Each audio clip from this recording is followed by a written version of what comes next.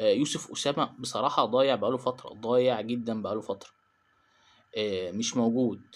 نص الملعب احنا عندنا فيه مشكلة ولا زال عندنا فيه مشكلة. عبد الغني مع الدونجا، دونجا الشوط التاني ما شفتوش، ما اعرفش كان معانا ولا كان ايه.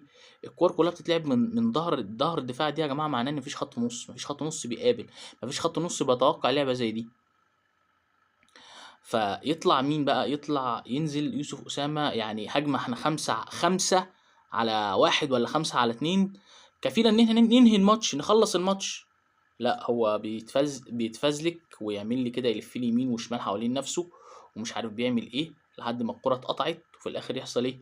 ان نلبس جون في اخر الماتش، عشان حسام عبد المجيد مستكبر ان هو يطلع كورة، يا اما يبصيها لصبحي او يطلعها اوت.